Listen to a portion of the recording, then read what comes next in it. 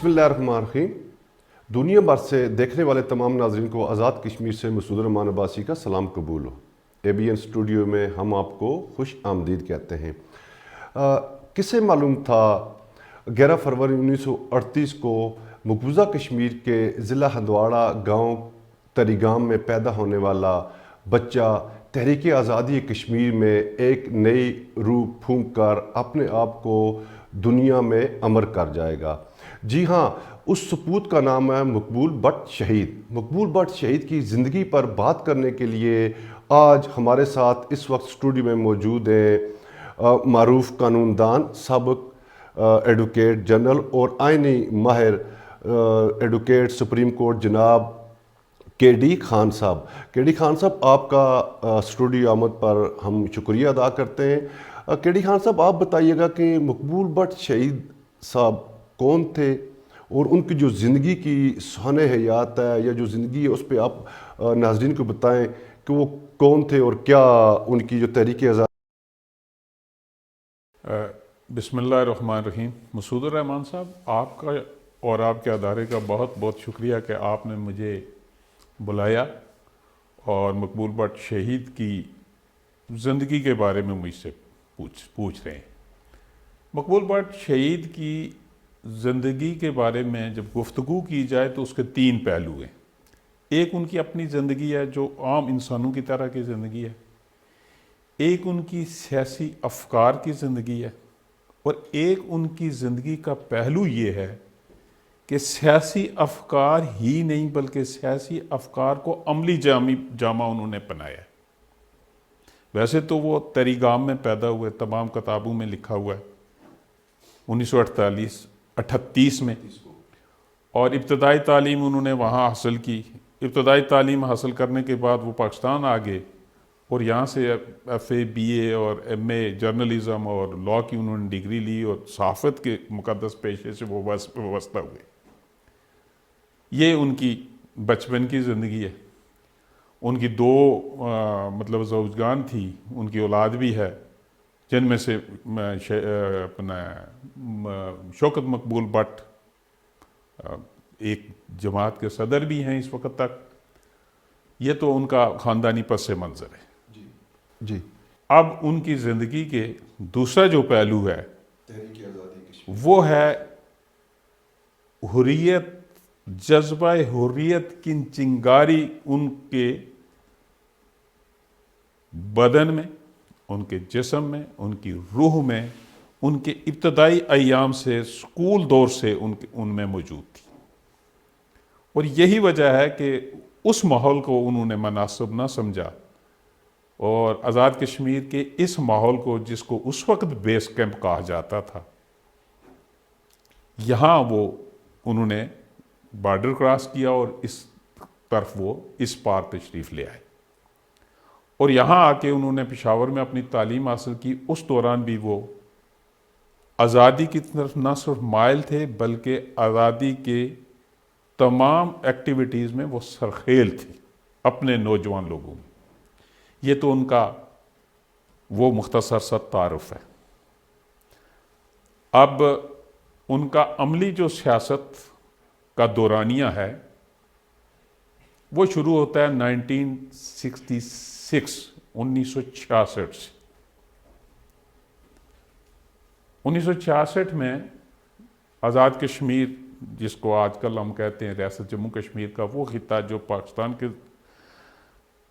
زیر انتظام ہے، اور 24 اکتوبر 1947 کو ایک انقلابی حکومت بنائی گئی تھی۔ تو یہاں ایک جماعت بنتی ہے اور وہ جماعت ہے معاذرہ شماری۔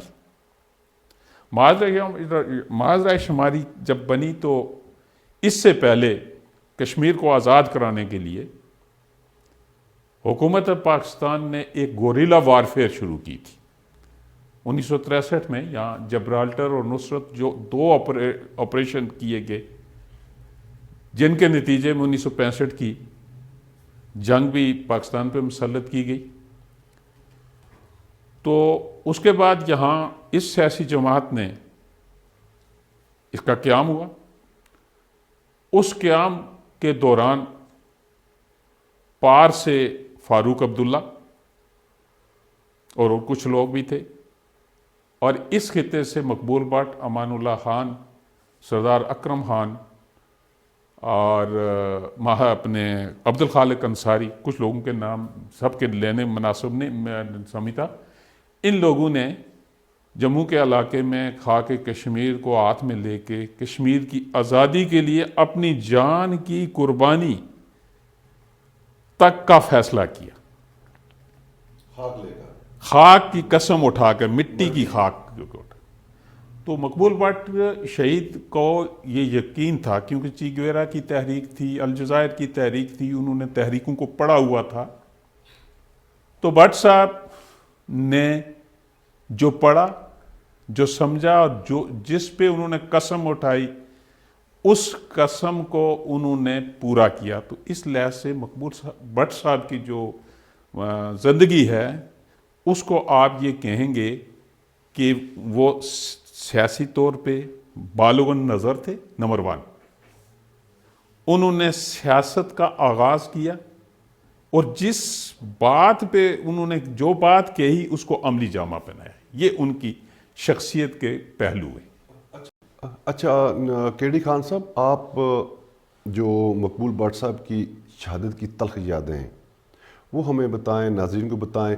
تب تو آپ جوان بھی تھے، آئی تھنک باشعور بھی تھے، اس والے سے آپ کوئی بات کریں، ناظرین کو بتائیں کہ وہ کون سی تلخ یادیں تھیں جو ان کو اس شہادت کی طرف لے گئی یا ان کی شہادت ہوئی۔ مسعود الرحمان صاحب، بات یہ ہے کہ تلخ یادوں کو، تلخ حقیقتوں کو بیان کرنے کے لیے ایک ماحول کی ضرورت ہے۔ آپ کا یہ بڑا سوال اٹسیلف بہت تلخ ہے، لیکن اس کو میں اچھے انداز میں بیان کرنے کی کوشش کروں۔ پہلی تو تلخ یاد یہ ہے کہ جب وہ گوریلا وارفیئر کے لیے جو تسلسل تھا 1963 کے جبرالٹر اور نصرت کا، پار گئے اور وہاں وہ قید ہو گئے، اور وہاں سے جب وہ سری نگر جیل توڑ کے آئے، چونکہ میں ان لوگوں سے ملا ہوں، چودھری یاسین لیپے والے، وہ ان کے ساتھی تھے، وہ ساتھ لے کے چودھری یاسین صاحب سے میں ملا ہوں، تو وہ ساری کہانی کے جب چکوٹھی آئے تو وہ گرفتار ہو گئے۔ یہ بڑی تلخ یاد ہے ان کی شہادت سے پہلے۔ پھر دوبارہ وہ گئے، جب دوبارہ وہ گئے تو ایک آدمی وہاں قتل ہوا، اور اس جرم میں وہ جیل میں تھے، وہ مقدمہ چل رہا تھا، اس میں ان کو پھانسی کی سزا ہوئی، اور یہ سارا تسلسل ہے ان کی گوریلا وارفیئر کا۔ اور ماہترے کو جب اس وقت امان اللہ خان لیوٹن میں تھے برطانیہ میں، تو ماہترے جب اغوا ہوا تو سارا جو میڈیا تھا، ہندوستانی جو سفارتکار، ماہترے جو ڈپلومیٹ تھا، اس کو اغوا کیا گیا، تو پورے کا پورا جو میڈیا تھا اس وقت، میں اس وقت چونکہ ایم اے میں پڑھتا تھا عصر مال کالج میں، تو وہ اس بات پہ تھا جناب کہ یہ ہو گیا وہ ہو گیا، ہمارا فارن آفس خاموش تھا، اور پاکستان کا پرچم سرنگوں تھا، چرن کوب سوویت یونین کا پریزیڈنٹ مرا ہوا تھا، سوگ میں تھے ہم، لیکن اس معاملے میں بڑی خاموشی تھی۔ بالآخر 11 فروری کو جب ان کو پھانسی دی گئی تو اس شام کو جاوید بٹ، ان کا بیٹا شوکت مقبول بٹ اور کچھ ساتھی ہمارے آپارا سے گرفتار ہو گئے۔ تو جو کشمیری تھے نوجوان، ہماری اس وقت کشمیر اسٹوڈنٹس کونسل ہوتی تھی، خالد بیگ قائد اعظم یونیورسٹی میں وہ اس کے مطلب ہماری سرپرستی بھی کرتے تھے، وہ اس وقت پریزیڈنٹ تھے کیو ایس ایف کے، تو ہم نے جلوس نکالا تو ہم لوگ بھی گرفتار ہو گئے۔ اس کے ریاکشن میں آزاد کشمیر میں بہت جو تلخ بات کرتا ہوں، تیسرے دن ہمیں چھوڑا گیا، ہم غائبانہ نماز جنازہ پڑھنے لگے راول پنڈی لیاقت باغ میں، تو تالا نہیں کھولا. تو یہ ہمارے ساتھی ہیں اسرار عباسی صاحب، ڈپٹی اسپیکر بھی رہے آزاد کشمیر اسمبلی کے، تو وہ جیل میں سے سزا پانے کے بعد آئے ہوئے تھے ماشاء اللہ کی. تو تالا توڑا، اور رفیع صاحب تھے حیدر اخبار کے اس وقت، رفیع بٹ صاحب. تو ہم نے نماز جنازہ ادا کی اور اس کے بعد فیض الاسلام ہائی اسکول میں چلے گئے.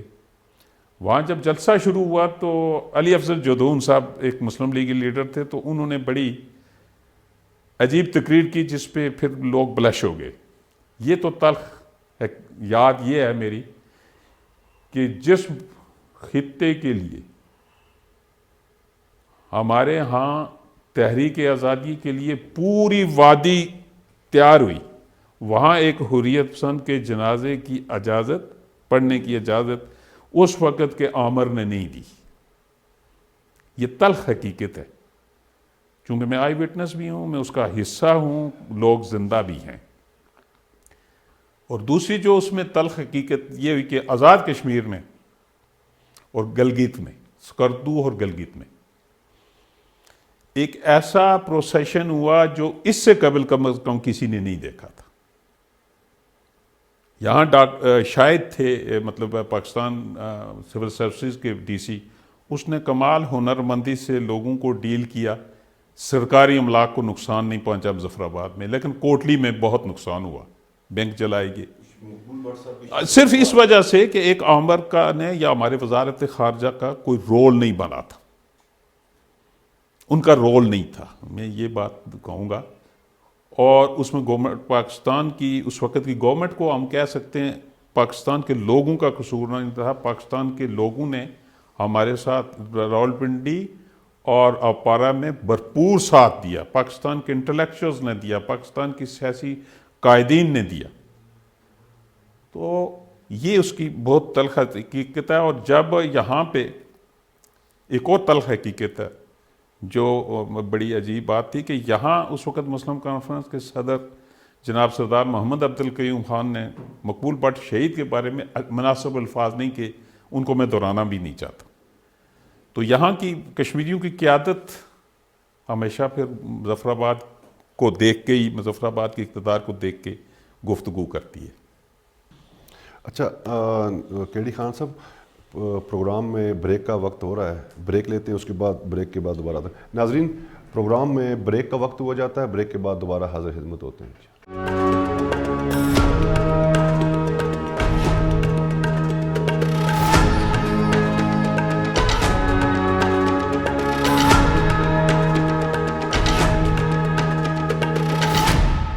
جی، بریک کے بعد دوبارہ پروگرام میں ہم آپ کو خوش آمدید کہتے ہیں. جی کے ڈی خان صاحب، وہ کون سی وجوہات تھی کہ جو مقبول بٹ شہید صاحب اور ان کی جو ساتھی تھے وہ گوریلا جنگ کی طرف چلے گئے؟ بات یہ ہے کہ یہ ایک مسلمہ حقیقت ہے کہ پاکستان مسلم لیگ کے کانسٹیٹیوشن میں، مینیفیسٹو میں یا مسلم کانفرنس کے مینیفیسٹو کے اندر اسٹینڈ سٹل ایگریمنٹ جو مہاراجہ اور حکومت پاکستان کے درمیان ہوا تھا، اس کے بعد کسی لشکر کشی کی بات نہیں تھی. 1947 میں جو واقعہ ہوا، جس کے بعد مہاراجہ نے ہند کے ساتھ سو کال وہ ایکسیشن کیا، ہلاک کیا، اس کے بعد خطے میں ایک سچویشن پیدا ہوئی اور کشمیر تقسیم ہو گیا. کشمیر کی تقسیم سے لے کے، میں بالکل شارٹ کروں گا، انڈیا انڈیا پاکستان کو جارے بنا کے لے گیا اقوام متحدہ. اور بدقسمتی یہ تھی کہ پاکستان کے خلاف انڈیا یہ قرارداد پاس کرانے میں کامیاب ہو گیا کہ انڈیا پاکستان کی فورسز یہاں سے نکلیں گی، رائے شماری ہوگی، اور انڈیا کی یہاں بلک آف فورسز ریمین کریں گی، یہاں رہیں گی۔ ایسی صورتحال میں انڈیا نے ڈبل پارٹ پلے کیا۔ ایک طرف تو اس نے شیخ عبداللہ کو دھوکے میں رکھا، اور ایک طرف پاکستان کو انٹرنیشنل فورم پہ بہت پیچھے لے کے، صرف اس بات کو لے کے کہ قبائلی لشکر اندر داخل ہوا ہے، پاکستان ایگریسر ہے۔ اور شیخ محمد عبداللہ اس بات سے عنایہ ہوا، وہ جذباتی آدمی تھا۔ 1953 میں اس کو بھی انہوں نے جیل میں ڈال دیا اور بخشی غلام محمد آ گیا۔ اور یہاں کی صورتحال یہ تھی کہ یہاں پاکستان کی بیوروکریسی مشتاق غورمانی سے لے کے آج تک وہی کھیل کھیل رہی ہے، اور آزاد کشمیر میں مسلم کانفرنس کی قیادت کی میں یہ کہوں گا کہ آپس کی جنگیں جو تھیں وہ اس طرف لے گئی۔ تو ایسی صورتحال میں یہ سچویشن بن گئی کہ پاکستان میں بھی کوئی اسٹیبل گورنمنٹ کانسٹیٹیوشن نہیں تھا، ہماری یہ بھی بدبختی تھی، جو ہمارا وکیل تھا۔ تو 1953 میں پاکستان نے ایک کوشش کی کہ جی اب ہم کشمیر پہ جو غلطی انہوں نے ہند چینی کی جنگ کے دوران کر چکے تھے اس سبکی کو مٹانے کے لیے شروع کی، تو وہ کامیاب نہیں ہو سکی۔ تو میں نے ایک بڑے مطلب آپ کو ایک اندیا دیا جی کہ وہ مطلب جو گوریلا جنگ تھی اس کو اس وقت کے جو مہاجرہ شمالی کے دانشور تھے یا پاکستان کے اس پار کے اور اس پار کے جتنے بھی لوگ تھے، انہوں نے کہا کہ اب یہ جنگ ہم کریں گے کس طریقے سے، گوریلا جنگ کے ذریعے کشمیر کو آزاد کرائیں گے۔ اب یہاں ایک بڑا مغالطہ پایا جاتا ہے، ہمارے یہاں یہ مغالطہ پایا جاتا ہے، ہمارے جتنے بھی لوگ آزادی پسند ہیں وہ کہتے ہیں کہ یہ خالصتاً کشمیریوں کی تھی، اس میں گورنمنٹ پاکستان کا رول نہیں تھا۔ تو میں یہ کہوں گا گورنمنٹ پاکستان کا رول تھا، پاکستان کے زیر اندر یہ علاقے تھے، بیس کیمپ کو کنٹرول پاکستان کر رہا تھا۔ تو پاکستان کی مطلب ہے اگر جس کو کہیں سرین ایکسپریس کوئی اجازت نہیں تھی تو پاکستان اس کو روکتا بھی نہیں تھا۔ تو یہ جنگ کی طرف اس وجہ سے گئے کہ گورنمنٹ پاکستان کمزور تھی، پاکستان کے عوام کی خواہشات کے مطابق نہیں چل رہی تھی، آزاد کشمیر کے لوگوں نے یہ کوشش کی، اس کوشش کو روکا نہیں گیا۔ پاکستان اس میں مخل نہیں ہوا۔ مقبول بٹ شہید کی شہادت کے بعد جو تحریک شروع کی گئی، جب یہ منطقی انجام کی طرف بڑھ رہی تھی، اور 30 مارچ 1990 کو جو عبد الحمید شیخ کا جنازہ ہوا سری نگر کے گراؤنڈ میں، شیخ محمد عبداللہ کے بعد سب سے بڑا جنازہ ہوا ہے، اس کے بعد ایک نئی سچویشن پیدا ہوئی،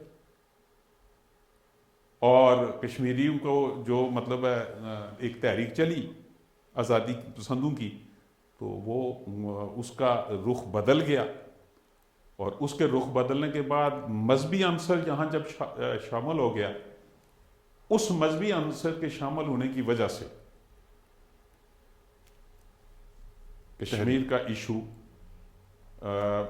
آزادی کی طرف سے ہٹ کر، یعنی خود ارادیت اور آزادی سے ہٹ کے انڈیا اس کو مذہبی مطلب ہے تحریک بنا کے پاکستان کو انٹرنیشنل فورمز پہ بھی اور ملکی سطح پہ بھی پاکستان کو مجبور کر دیا گیا۔ آپ سمجھتے ہیں کہ جو مذہبی تحریک کا نام دے دیا گیا، مسلمان پہلے تو یہ تحریک اس طرح چل رہی تھی کہ اس میں ہندو بھی تھے جو کشمیر کے رہائشی تھے، غیر مسلم باقی بھی تھے، جب وہ پیچھے ہٹ کے اور اس کو مذہبی تحریک کا نام دے کے، تو اس سے جو تحریک آزادی کشمیر ہے اس کو نقصان تو پہنچا ہوگا نا؟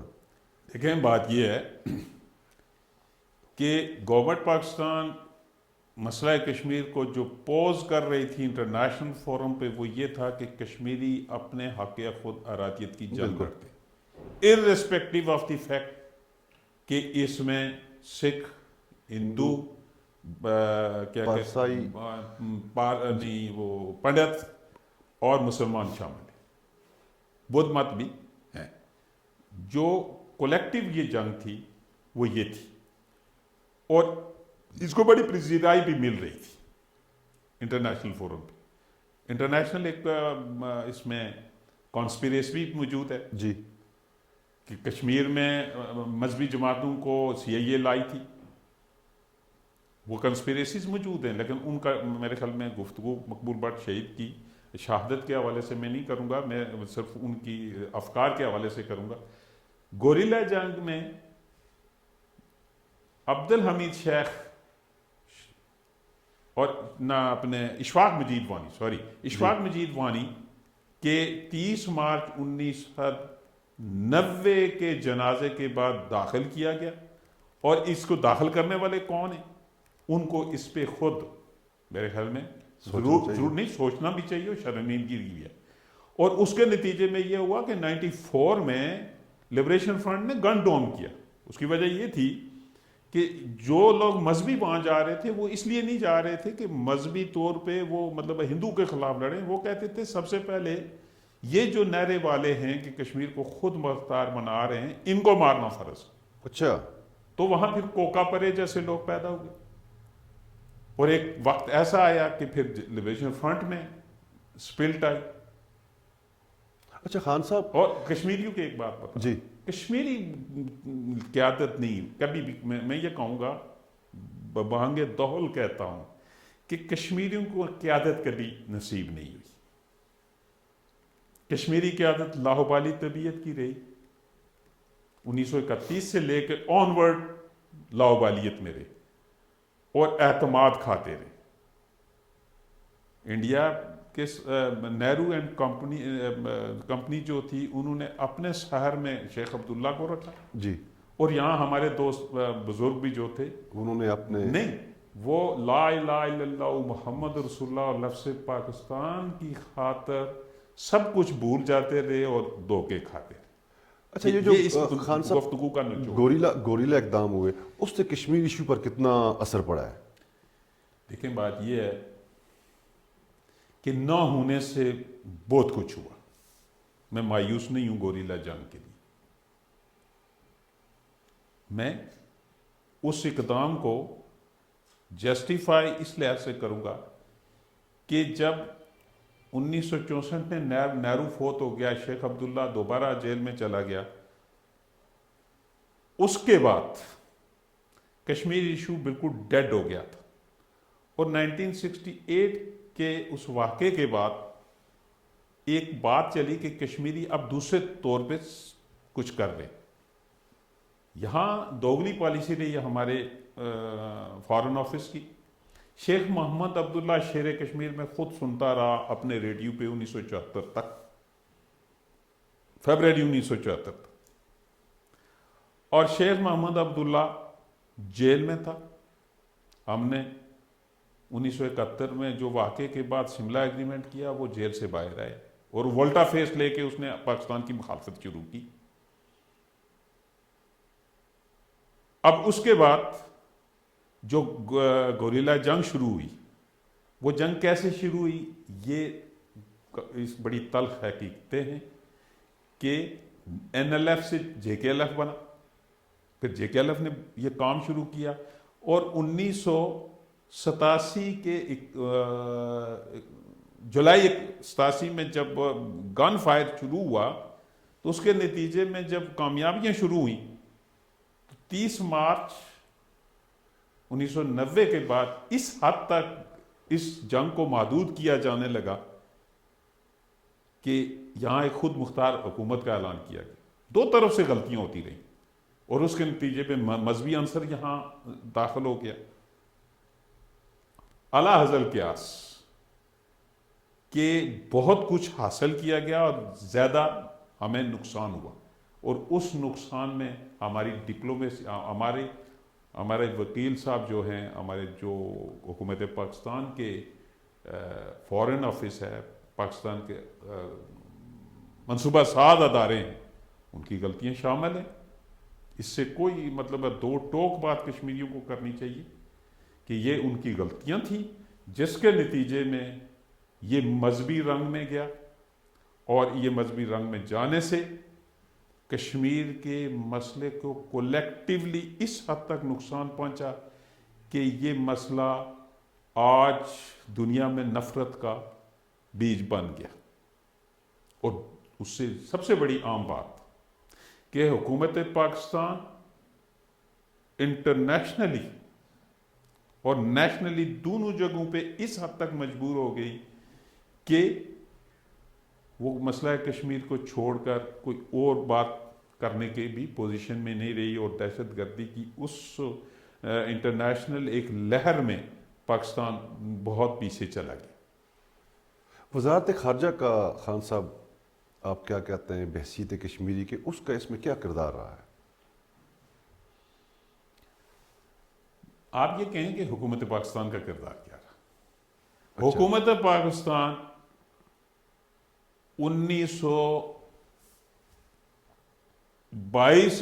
20 اکتوبر 1947 سے لے کے آج تک بحیثیت کشمیری اور بحیثیت ایک آزادی پسند شخص میں یہ کہنے میں حق بجانب ہوں تاریخ میں کہ حکومت پاکستان کا آزاد کشمیر، گلگت بلتستان اور ریاست کی آزادی مقبوضہ کشمیر کے بارے میں آج تک یہ پتہ نہیں چلا کہ اس حکومت پاکستان کا موقف کیا ہے۔ کیا اس موقف کو حکومت پاکستان کا ادارہ پارلیمان اس کو پارلیمان نے اس کے بارے میں کوئی رائے دے گا، وزارت خارجہ دے گا، یا بیوروکریسی دے گی؟ یعنی آج دن تک ان تینوں نے، یہ تینوں اس ایک نقطے پہ وہ نہیں ہے۔ نواز شریف کہتا ہے کہ میں جنگ نہیں کی، اچھا میری بات سنیں، نواز شریف کہتا ہے کہ میں نے جنگ کا حکم نہیں دیا کارگل کا، وہ کہتا ہے میں نے جنگ لڑی ہے۔ تو بات یہ ہے کہ ہمارے جرنیل یہ کہتا ہے کہ میں نے جنگ لڑی ہے۔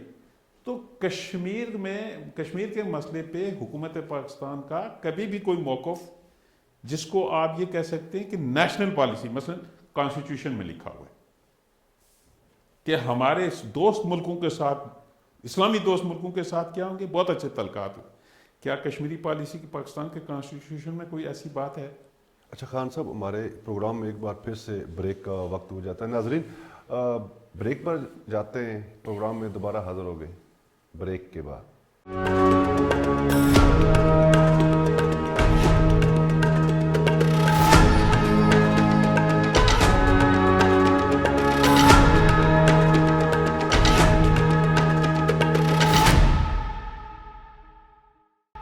جی ناظرین، بریک کے بعد دوبارہ حاضر خدمت ہے۔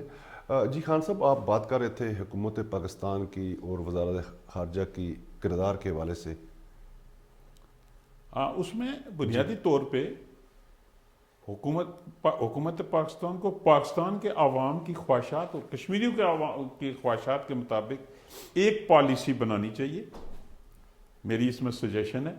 اور اس پالیسی کے اندر کشمیر کے لوگ اٹریکٹ تب ہوں گے کہ آزاد کشمیر اور گلگت بلتستان کے لوگوں کے مفادات، حق کے حکمرانی اور حق کے وسائل پہ ان کا قابض ہونا گورنمنٹ پاکستان اپنے پالیسی میں، اپنے کانسٹیٹیوشن میں، آزاد کشمیر اور گلگت بلتستان کے کانسٹیٹیوشن میں ظاہر کرے گی، نمبر ایک۔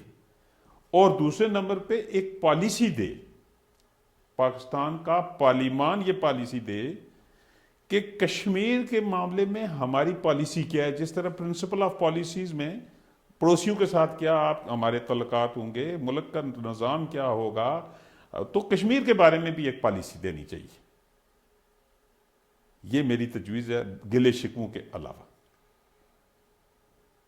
اور اس تجویز کو پاکستان کے پارلیمان اور پاکستان کی نیشنل سیکیورٹی کو سنجیدگی سے لینا چاہیے، کیونکہ 5 اگست 2019 کے واقعے کے بعد کشمیر کے اس پار، اس پار اور گلگت بلتستان تینوں پارٹس میں ایک مایوسی نوجوانوں میں موجود ہے۔ ہم تو اپنی اننگز کھیل چکے ہیں۔ اچھا خان صاحب، آپ اس وقت حکومت پاکستان کے زیر انتظام جو گلگت بلتستان ہے ان کے لوگوں کے لیے، اور جو آزاد کشمیر میں آزادی پسند لوگ ہیں ان کے لیے آپ کیا پیغام دینا چاہتے ہیں؟ میرا آزاد کشمیر اور گلگت بلتستان میں رہنے والے نوجوانوں سے، وکلاء سے، جرنلسٹ سے اور دانشور طبقے سے ایک ہی استدعا ہے کہ حکومت پاکستان اپنے مسائل میں اس حد تک گر چکی ہے کہ مستقبل قریب میں کسی بھی بڑے ایڈونچر کی متعمل نہیں، معاشی لحاظ سے بالخصوص اور سیاسی لحاظ سے روز ازل سے ہی رہی ہے، لیکن آج کل بہت شدید معاملات میں۔ اور پھر 5 اگست 2019 کے واقعہ المیہ کے بعد، اور اس کے ساتھ ساتھ اگر 1997 سے لے کے 2003-4 تک جو اور 1972 کے شملہ اگریمنٹ کی روشنی میں جو انڈیا کے ساتھ ایک انڈرسٹینڈنگ ہے پاکستان مقتدرہ کی، ایسی صورت میں ہمارے لوگوں کو کسی قسم کے ایڈونچر سے ہٹ کے صرف اور صرف کشمیر کی تحریک کو اگر آگے چلانا ہے تو within the orbit of the constitutions Azad Kashmir کے لوگوں کا حق حکمرانی، گلگت بلتستان کے حق حکمرانی، آزاد کشمیر اور گلگت بلتستان کے لوگوں کے وسائل کو پریزرو کرنا ہے۔ وہ آبی وسائل ہیں، معدنی وسائل ہیں، وہ ہیومن ریسورسز ہیں، اسی طریقے سے اس کی جغرافیائی حیثیت ہے، اور بالخصوص اسکرپٹ اینڈ کلچر ہے۔ یہ میرا اپنے لوگوں سے پیغام ہے، اور اس سلسلے میں گورنمنٹ پاکستان کو سنجیدگی کے ساتھ آزاد کشمیر اور گلگت بلتستان کو آئینی معاملات میں سنجیدگی سے ہر آئین میں ترامیم کر کے آزاد کشمیر اور گلگت بلتستان کے لوگوں کو پاکستان کے آئین کے تحت پروویژنلی صوبائی جو حقوق باقی 4 صوبوں کو ملتے ہیں وہ ملنے چاہیے، اور اس کے ساتھ ساتھ آزاد کشمیر اور گلگت بلتستان کے لوگوں کا جو مطلب سوشل سٹیٹس ہے اس کو پروموٹ کیا جانا از بس ضروری ہے۔